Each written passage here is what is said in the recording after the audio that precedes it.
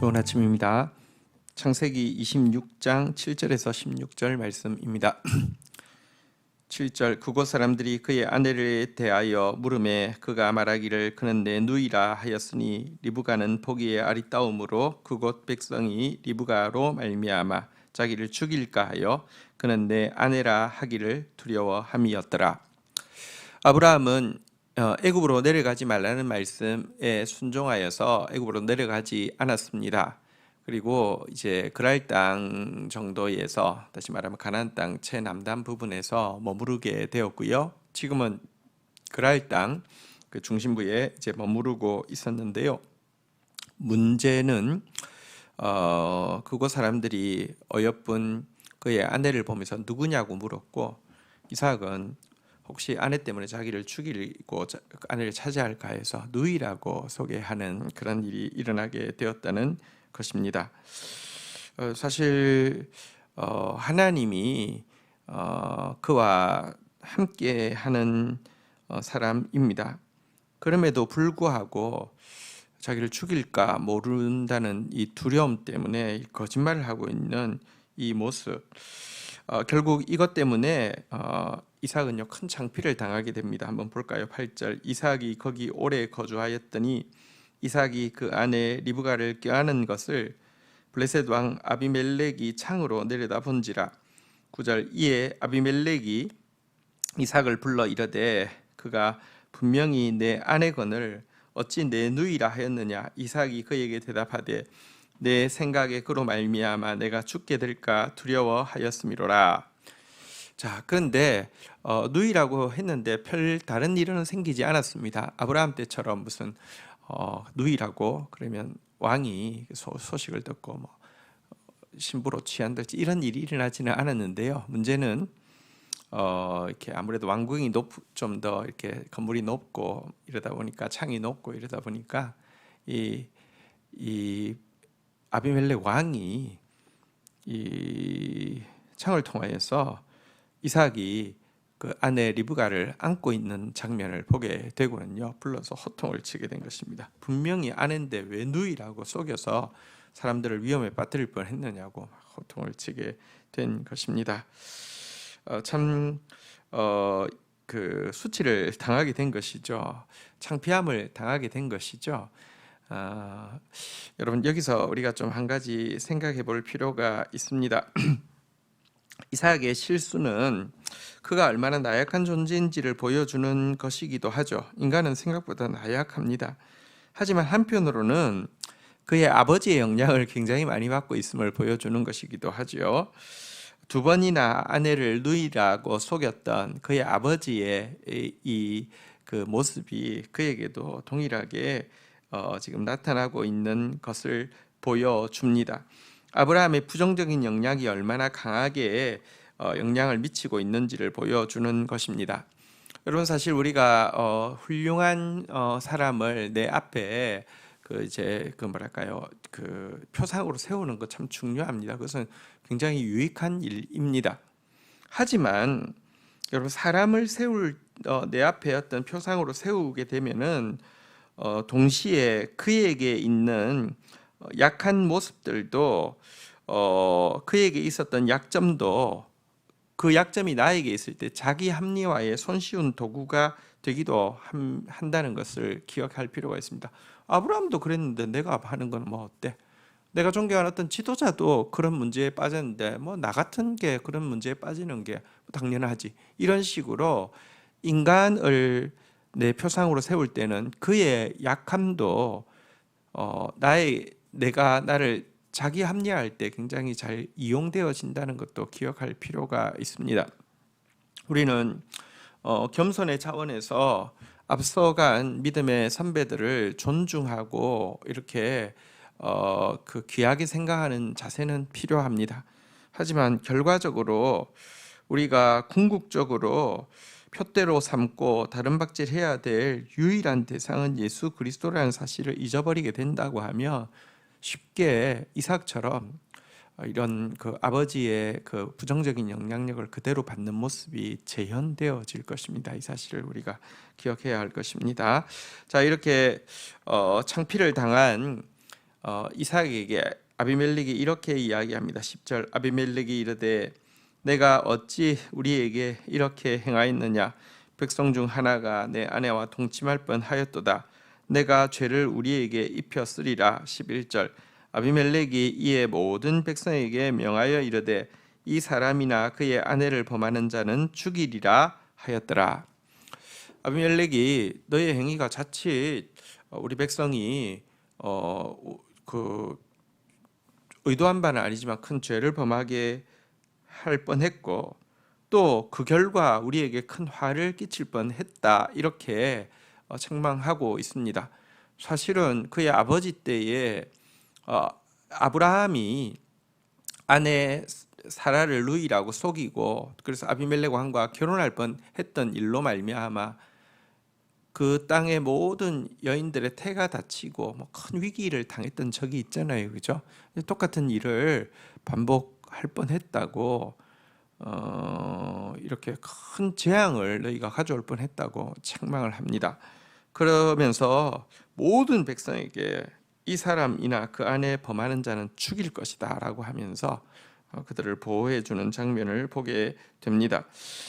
이것은 참 이삭이 이렇게 연약함에도 불구하고 하나님은 그의 약속에 신실하셔서 그를 보호하시고 지키신다는 것을 보여주는 것이고요.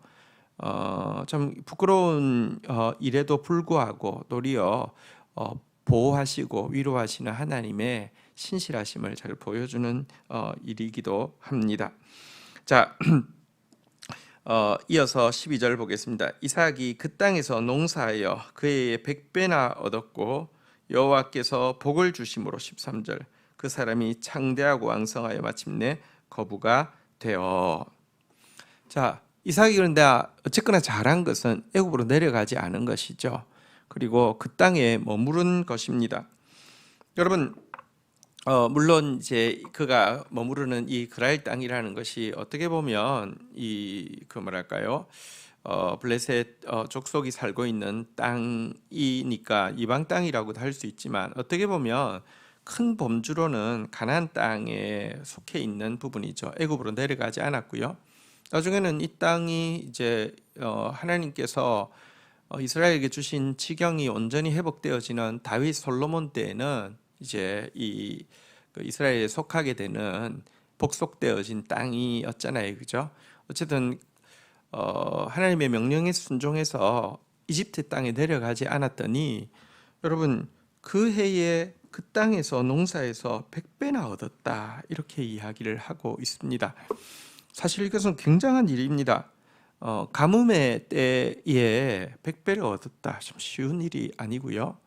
또 한 가지는 사실 야곱의 주된 일은 목축이지 농사가 아닙니다. 그런데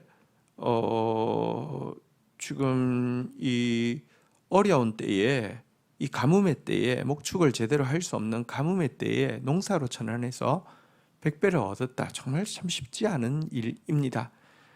그러나 어쨌든 이것은요 하나님이 이 땅에 남아 있으면 내가 복을 하겠다고 하신 하나님의 이 축복의 분명한 한 징표라고 우리가 징표임을 알 수가 있습니다. 사실 하나님께서 아브라함이 그의 아들 그의 사랑하는 독자까지 아끼지 않는 모습을 보고 축복할 것을 약속하셨잖아요. 예수님도 이런 말씀을 하셨습니다. 나와 복음을 위해서 자기 자식을 아끼지 아니하는 자에게서 이 땅에서 100배나 받을 것이다 이렇게 말씀하셨습니다. 어쨌든 이 약속이 100배로 100배의 축복이 어쨌든 그에게 기적적으로 임하는 장면을 그들은 이삭은 체험하게 된 것입니다. 그래서 마침내 창성하고 왕성하여 거부가 되는 축복을 얻게 되었습니다. 그러나 한 가지 또 기억해야 될 것이 있습니다. 여러분, 이와 같은 물질 축복은 하나님께서 복 주시는 한 중요한 표시이기는 합니다. 그러나 이 축복 자체가 복의 핵심은 아닙니다.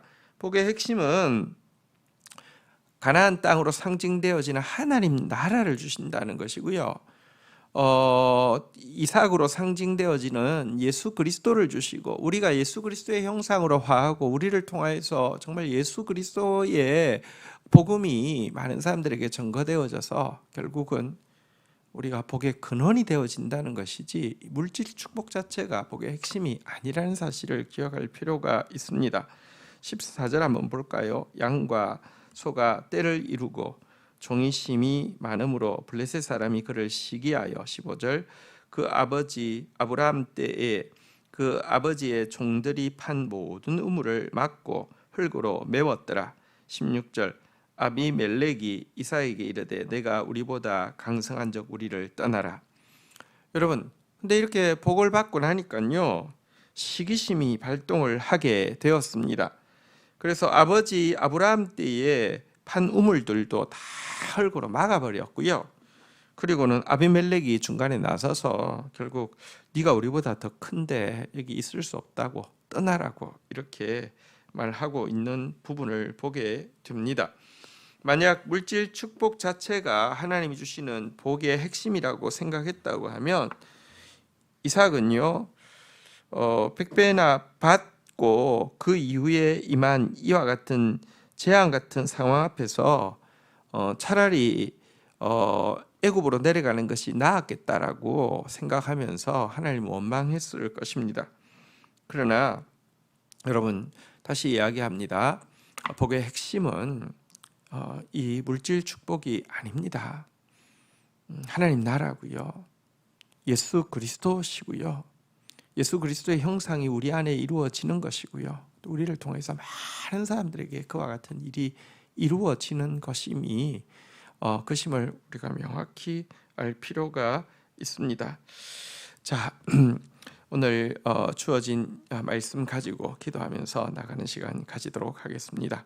하나님, 이삭이 참 귀한 믿음의 사람이지만 동시에 또 그의 아버지의 연약한 모습이 그대로 또 있는 모습을 보게 됩니다. 우리가 누군가를 존경한다 할지라도 하나님 그를 우리의 표대를 삼음으로 말미암아 그의 약점 역시 우리의 자기 합리화에 손쉬운 도구가 되지 않도록 은총을 베풀어 주시고 우리의 표대로 오직 예수 그리스도를 앞세우며 예수 그리스도 닮아가고 예수 그리스도 쫓아가는 자 되어질 수 있도록 인도하여 주시옵소서. 하나님, 어쨌거나 이삭이 하나님 말씀에 순종할 때에 100배의 복을 기적적으로 받게 되었음을 확인합니다. 하나님, 예수님의 말씀을 위하여서 아끼지 않은 자에게 100배로 축복하시겠다고 하신 이 약속 지금도 그대로 임함을 저희들로 체험하게 하여 주옵소서. 그러나 주님의 복의 핵심이 물질 축복이 아니라 하나님 나라이며 예수 그리스도이며 우리가 예수 그리스도를 닮고 우리가 예수 그리스도의 복을 온 세상에 확장시키는 사람 되어지는 것임을 잊지 않게 하여 주셔서 물질 때문에 자고해지거나 물질이 없음으로 말미암아 그 비굴해지거나 원망하는 자 되지 않도록 하나님 은혜를 더하여 주옵소서. 예수 그리스도의 이름으로 기도 올립니다. 아멘.